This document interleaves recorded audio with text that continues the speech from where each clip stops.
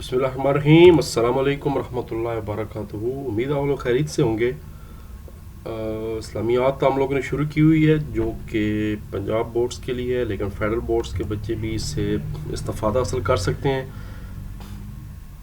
پیکٹا والوں کی طرف سے یہ بک پبلش کی گئی ہے، Punjab educational curriculum training and assessment authority. شاندار کتاب، شاندار طریقے سے مینج کی گئی ہے۔ چیپٹر نمبر 5 پہ ہم لوگ پہنچ چکے ہیں اور اس کے بعد 2 چیپٹرز کے رہ گئے ہیں۔ اس کی بھی ٹوٹل 3 ہی لیسن ہیں، 2 لیسن اس کی علیحدہ ویڈیو بناتے ہیں اور 1 لیسن کی علیحدہ ویڈیو بناتے ہیں۔ تو حقوق العباد کے بارے میں پڑھنے جا رہے ہیں اور وراثت کی اسلامی تعلیمات کے بارے میں پڑھنے جا رہے ہیں۔ حقوق العباد میں اساتذہ کرام کے حقوق یعنی بندوں کے حقوق کی بات ہو رہی ہے۔ جو آپ کے ساتھ کام کرنے والا عملہ ہے یا آپ کے جو معاونین عملہ ہے اس کے ساتھ کیا حقوق ہیں، زوجین کے ساتھ کیا ہیں، میاں بیوی کے حقوق ہیں وہ ہیں، اولاد کے حقوق کیا ہیں، بیوہ کے حقوق کیا ہیں، یہ سارے پڑھنے جا رہے ہیں۔ ایم سی کیو کیا ہیں یہ پڑھنے جا رہے ہیں، بلکہ یہ تو پہلے ہی پڑھ لیتے ہیں کہ ایم سی کیوز کیا ہیں۔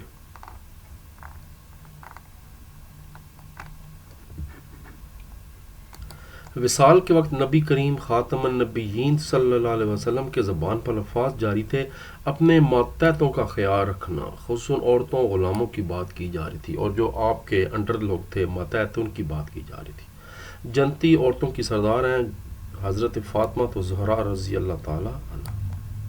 اولاد کا سب سے پہلا حق ہے کہ اس کا اچھا سا نام رکھا جائے۔ حدیث مبارکہ میں بیوہ اور مسکین کے لیے دوڑ دھوپ کرنے والے کو مجاہد قرار دیا گیا ہے، جو اللہ تعالیٰ کے راستے میں جہاد کرنے والے۔ بیوہ کی عدت جو ہے وہ مقرر کی گئی ہے 4 ماہ اور 10 دن۔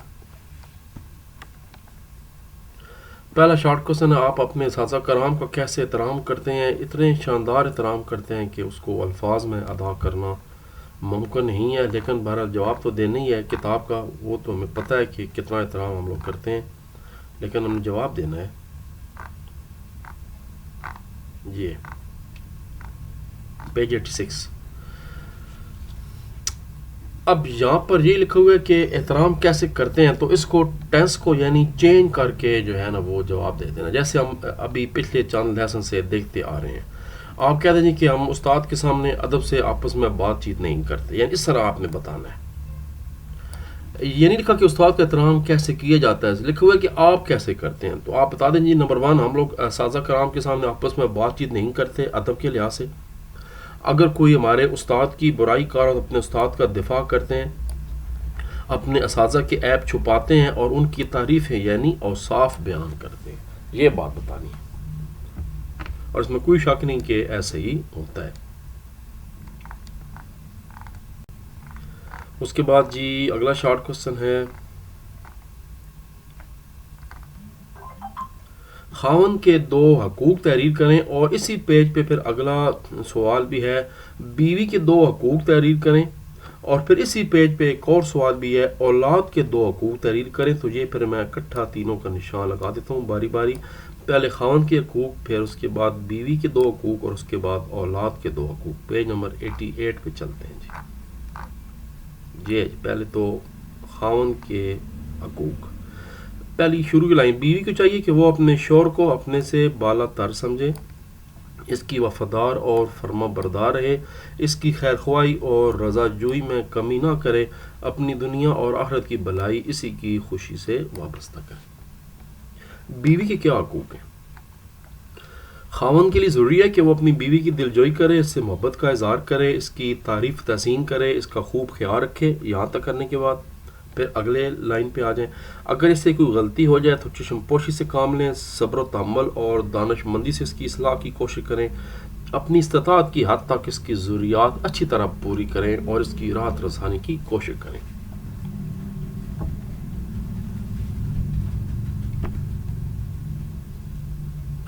اسی کے آگے ٹاپک ہے اولاد کے کیا حقوق ہیں۔ اولاد کے حقوق مندرجہ ذیل ہیں۔ بچے کا سب سے پہلا حق یہ ہے کہ اس کا اچھا سا نام رکھا جائے۔ اچھا نام وہ ہوتا ہے جس کی معنی یا نسبت اچھی ہو۔ نمبر 2، اولاد کی تعلیم تربیت کا بہترین انتظام کیا جائے۔ اچھی تعلیم و تربیت وہ ہوتی ہے جو بچے کو روحانی اور جسمانی علم سکھائے اور بچوں کو زندگی گزارنے کے آداب اور اچھی عادات سکھائی جائیں۔ یہ 3 باتیں ہوں۔ اس کے بعد چلتے ہیں جی اگلے جو ہمارے رہ گئے ہیں، بیوہ کے دو حقوق تحریر کریں، پیج نمبر 89 پہ ہے یہ۔ اسلام نے بیوہ کے لیے کئی حقوق مقرر کیے ہیں، اس میں سے چند مندرجہ ذیل ہیں۔ خاوند کی میراث میں بیوہ کا حق مقرر کر دیے گئے، اور اس کے بعد بیوہ کو شادی کرنے اور اپنی مرضی سے زندگی گزارنے کا اختیار دیا گیا۔ یہ نہیں کہ وہ بیوہ ہو گیا اور اب پوری زندگی وہ گھر میں بیٹھی رہے اور بانڈے دھوتی رہے، ایسا نہیں ہے۔ اس کو بالکل اجازت ہے کہ اپنی مرضی کی زندگی گزارے اور اس کی شادی کی جائے، کرائی جائے، وہ خود بھی اپنا بالکل اس کو یہ حق ہے۔ 2 پوائنٹ ہو کے ایک اور ہے، بیوہ کا مال ہتھیانا سخت جرم قرار دیا گیا۔ اصل ایک اور جو چیز ہے جو یہاں بتانی ضروری ہے، عموماً جس کا شوہر عموماً جوانی میں مر جاتا ہے تو ایسی بیوہ کو نوست کہہ دیا جاتا ہے۔ تو پھر یاد رکھیں نوست کا کوئی تصور نہیں ہے، زندگی اور موت اللہ تعالیٰ کا حق ہے۔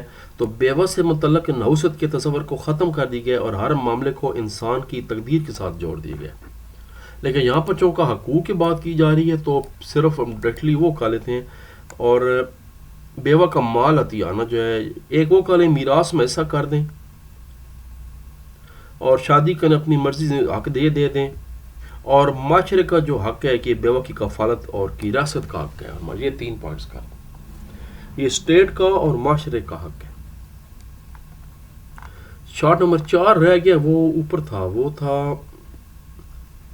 اچھا 4 5 وہ چھٹا ہے پیج 87 پہ، معاون عملہ کے 2 حقوق بیان کریں۔ آپ باس ہیں اور جو آپ کے انٹر عملہ کام کر رہے ہیں اس کے کیا حقوق ہیں، page 87۔ Boss is boss and boss is always right, ایسا نہیں ہے۔ معاون عملے کے حقوق، اپنے ماتحتوں اور ملازمین کو حقیر نہیں سمجھنا چاہیے، ملازمین کی دل آزاری سے ممکن حد تک پرہیز کرنا چاہیے، ضرورت مند ملازمین کی مالی خدمت کرنی چاہیے، اور تہواروں کے موقع پر، عید ہو گئی، اس طرح کے موقع پر خصوصی رعایت اور اضافی تنخواہ کا انتظام کرنا چاہیے۔ ٹھیک ہوگا، بونس کا انتظام کرنا چاہیے، ایکسٹرا دے دیں۔ قربانی آ رہی ہے تو ایک بکرا لے دیں، یا چلنے اس کے لاکھ روپے دے دیں تاکہ وہ اپنی مرضی سے بکرا لے سکے، جتنا جس حد تک یعنی ممکن ہو اتنا کرنا چاہیے، عید دے دیں۔ ایون اس طرح سے یاد رکھیں، اب اس میں وہ جو آپ کے گھروں میں آپ کے ملازمین ہیں وہ بھی آپ کے کوئی غلام نہیں ہیں، بلکہ وہ ایک کانٹریکٹ کے تحت آپ کے ساتھ کام کر رہے ہیں، آپ ان کو جو ہے نا اس کا معاوضہ دے رہے ہیں، تو پھر ان کے ساتھ بھی ایسے ہی ہے کہ آپ عید آ گئی تو ان کو زائد دے دیں، رمضان آ گیا ان کو ایکسٹرا پیسے دے دیں۔ آپ کو پتہ ہے رمضان میں اخراجات زیادہ ہو جاتے ہیں، عید پہ اخراجات بہت زیادہ ہو جاتے ہیں، تو ان کی یہ ضرورت بھی پوری کریں آپ۔ اب اس کے بعد یہ نوٹس آ گئے ہیں، اور نوٹ وہی چکر ہے، 5 ٹاپک ہیں اور 5 کے 5 فل کل ہے، سارا کٹھا نہیں آئے گا، 1 یا 2 ٹاپک آ جائیں گے، پیج نمبرنگ نوٹ کر لیں، اور پھر اوپر سے اس میں آپ کٹانے کا کوئی تک نہیں بنتا کیونکہ ٹاپک بہت چھوٹے چھوٹے ہیں اور یہ پوری لانگ بن جائیں گے، تو یہ پیج نمبرنگ نوٹ کر لیں۔ اساتذہ کے حقوق، معاون عملہ کے حقوق، زوجین کے حقوق یعنی میاں بیوی کے حقوق ہو گئے، اولاد کے حقوق ہو گئے، اور بیوہ کے حقوق ہو گئے۔ اگلا جو ہمارا لیسن ہے وہ ہے وراثت کی اسلامی تعلیمات۔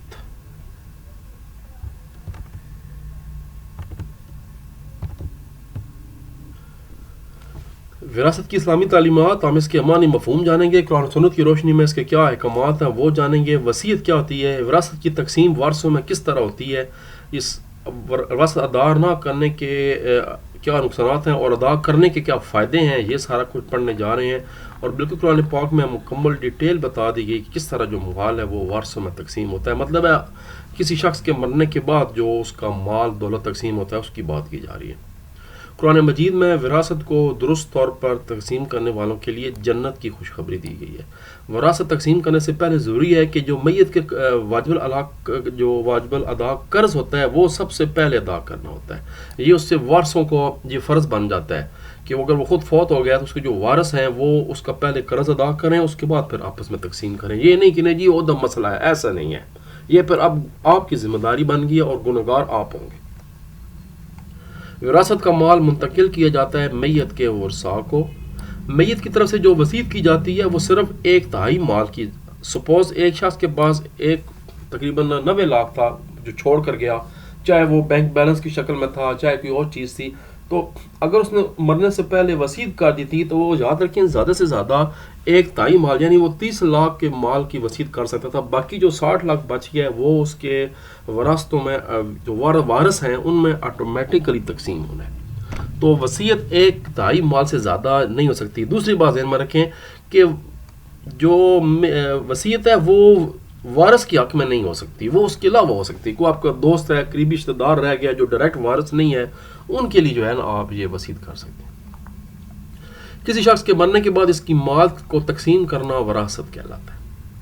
پہلا شارٹ کوسچن ہے, وراثت کے معنی اور مفہوم بیان کریں. Page number 91.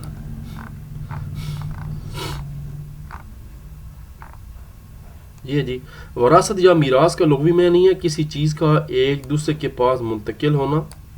اسلام میں وراثت اس مال کو کہتے ہیں جس کی میت کی ملکیت سے اس کے زندہ ورثاء کی طرف منتقل کیے جانا ہے. اگلا شارٹ کوسچن ہے, وصیت کے معنی اور مفہوم جانیں. آپ وصیت کا معنی بیان کریں. پیج نمبر 92 پہ وصیت کا یہ ہے جی. وصیت اس کام کو کہتے ہیں جس پر عمل کرنے کا حکم موت کے بعد ہو, یعنی اس کام پر عمل زندگی میں نہیں بلکہ موت کے بعد ہو. مثلا اگر کوئی شخص انتقال کے وقت یہ کہے کہ میرے مرنے کے بعد میری جائیداد میں سے اتنا مال, اتنی زمین فلاں شخص فلاں دینی ادارہ مسافر خانہ یا یتیم کو دی جائے تو یہ وصیت کہلاتی ہے. آگے آپ کی معلومات کے لیے بہتر یہ ہوتا ہے کہ وصیت کو لکھا جائے اور 2 گواہوں کی موجودگی میں لکھا جائے. یا آج کل لوگ جو اپنے ذاتی وکیل ہوتے ہیں ان کو بھی جان وصیت دے دیتے ہیں کہ بھائی میرے مرنے کے بعد اس کو اکٹھا کر کے اور سب کو وارثوں کو سناتا, اس کو پتہ لگ جائے کہ ٹھیک ہے بھائی اس مال میں سے اتنی وصیت ہے. تیسرا شارٹ کوسچن ہے, وصیت کی شرائط. یہ وہی جو میں پہلے آپ کو MCQ میں بتا چکا ہوں. وصیت کے 2 شرعی احکامات بیان کریں. یہ جی, وارثوں کے لیے وصیت نہیں کی جا سکتی, یہ آپ کو میں پڑھا چکا ہوں بھی. 1/3 مال سے زیادہ بھی وصیت کرنا درست نہیں ہے.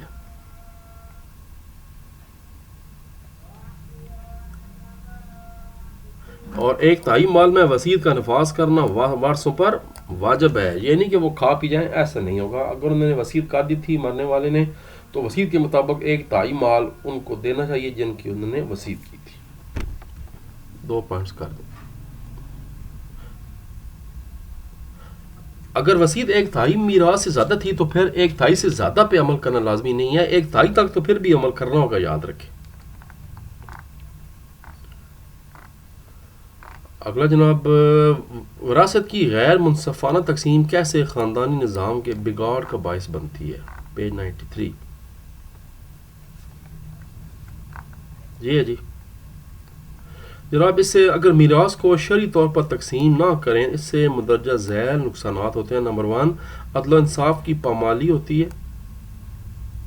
اسلامی خاندانی نظام کا شیرازہ بکھر جاتا ہے اور صلہ رحمی کا خاتمہ جاتا ہے. آپس میں عزیز و اقارب بہن بھائی لڑ پڑتے ہیں. معاشرتی امن و سکون برباد ہو جاتا ہے اور اس سے حقوق کی پامالی بھی ہو جاتی ہے. بالکل درست بات ہے. لانگ کوشچن ہے, قرآن و سنت کی روشنی میں تقسیم وراثت کی اہمیت اور احکامات بتا دیں. 91 اور 92 پیج پہ کچھ کرتے ہیں. یہ 91 پیج ہے. اس میں پہلے تو وہی جناب آ گئی, ڈیفینیشن آ گئی.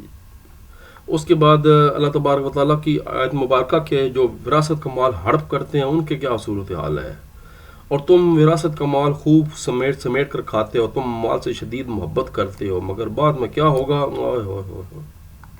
تو یہ آپ کریں گے جناب کوتاہی تک کریں گے. مالی وراثت کو ورثاء میں تقسیم نہ کرنے والا اللہ تعالیٰ کے احکام کی مخالفت اور حقوق العباد کی پامالی کرتا ہے. اچھا, وہ کہہ رہے ہیں یہ اسلامی حکومت کی بھی ذمہ داری ہے کہ ترکے کو صحیح طور پر جو ہے نا اپنے ورث منتقل کیے جائے.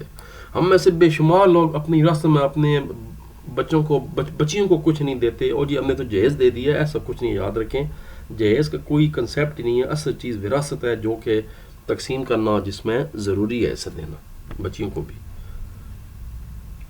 بیٹوں کو ہم لوگ حصہ دے دیتے ہیں لیکن عموماً ہم لوگ بیٹی کو نہیں دیتے. بعض دفعہ بیٹی بھی کہتے ہیں میں معاف کر چھوڑا, برہو دن آتا ہے. معاف شاف کوئی نہیں ہوتا, یہ اللہ تعالیٰ کا حکم ہے. جو اللہ تعالیٰ نے آپ کو دیا ہے تو آپ کیسے اس سے انکار کر رہے ہیں؟ جو اگر اللہ تعالیٰ آپ کو شاید نعمت دینا چاہتا ہے اسے انکار نہ کریں، وہ لے لیں، کیونکہ یہ حکم ہو چکا ہے اللہ تعالیٰ کی طرف سے۔ اس کے بعد جی یہاں سے جمپ لگا کے پھر 91 پیج کی آخری لائن سے شروع کریں۔ اسلام میں وراثت کے اب احکامات آگے، یہاں سے شروع کر دیں احکامات، اور یہ جناب تبدیل ہوتے رہتے ہیں، یہاں تک کر دیں۔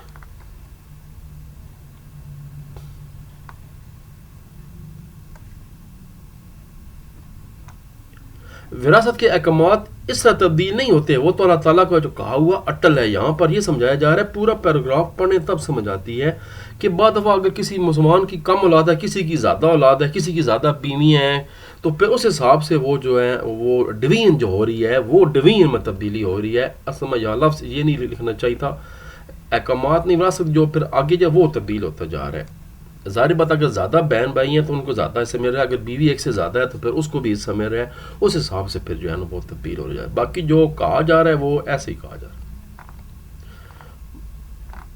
2 ہمارے مکمل ہو گئے ہیں چیپٹر اور ایکسرسائز، اور ایک تیسرا جو ہے وہ لیسن رہ گیا ہے، نکاح اور طلاق اور خلع بھی اس میں شامل ہے، اس کی کیا اسلامی تعلیمات ہیں، مگر اس کو پڑھتے ہیں اگلے لیکچر میں۔ تب تک کے لیے اجازت، اللہ تبارک و تعالی ہم سب کو حامی و ناصر ہو۔ اللہم صلی علی سیدنا محمد وعلی آل سیدنا محمد وبارک وسلم وسلم۔ اور مل کے نعرہ پاکستان کے بارے میں، پاکستان زندہ باد۔